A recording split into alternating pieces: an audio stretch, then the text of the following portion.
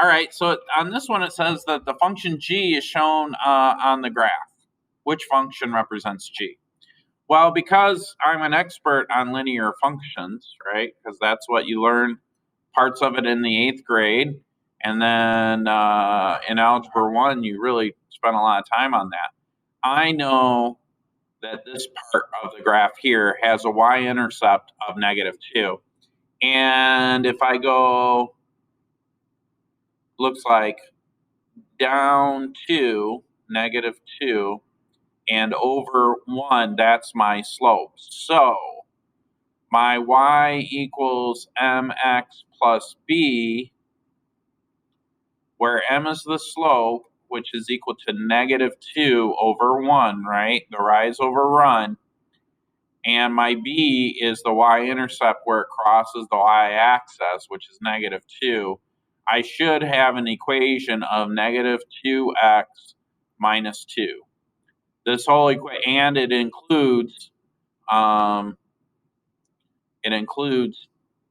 so it's less than or equal to 1.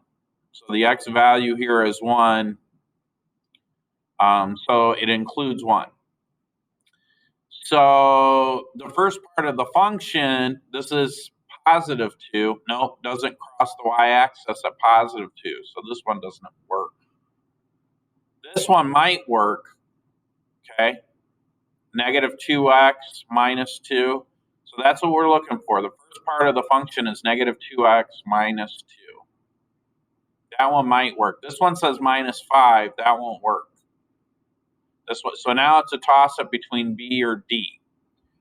All right. So then the next thing is I know that this is a cubic,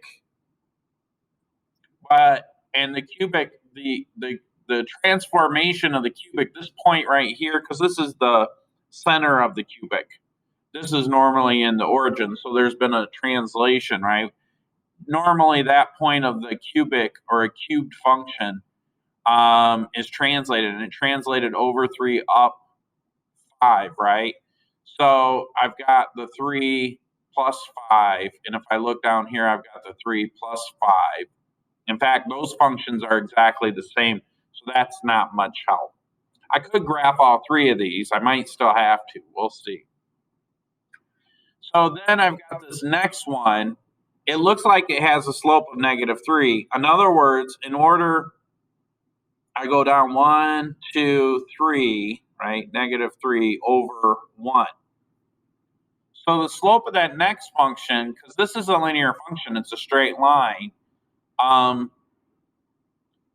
That slope of the second function is going to be -3 over 1. But I don't know what the y-intercept is.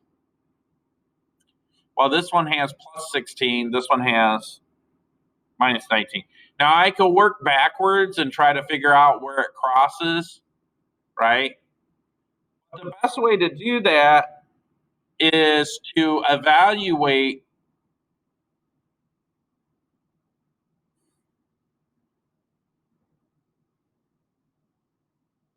what I could do is find the x-intercept, I think. The x-intercept might help.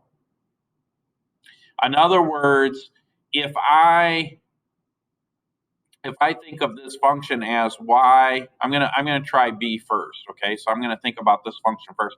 If I think of the function as -3x plus 16, this point right here on the graph is, I don't know, it's like 6 something, but the y equals 0, right? For the x-intercept, the y always equals 0. So what I'm going to do is I'm going to plug in my 0, and I'm going to say -3x plus 16. Then I'm going to move the 3x by adding 3x to both sides, and I get 3x equals 16. Divide both sides by 3, and I get x is 16 divided by 3 gives me, let's see here, 16 divided by 3 gives me 5.3.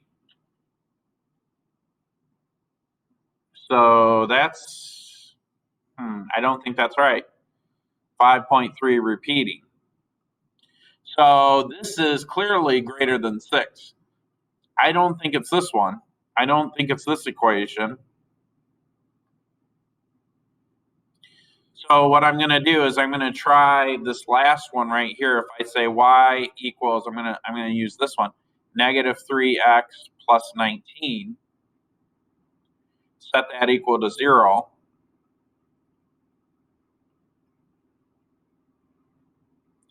Move the 3x to the other side. Now I'll get 6.3 repeating. Well, that looks about right, doesn't it? In other words, I'm saying that this crosses at 6.3 repeating, comma 0.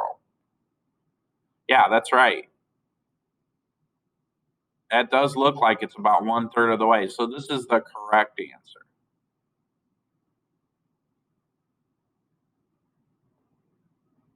Okay. Now you could graph that. The problem with this is I just didn't want to graph this one and then graph this one and then graph this one. I just tried to use the algebra first. I eliminated 2 right off the bat by knowing linear functions. Okay.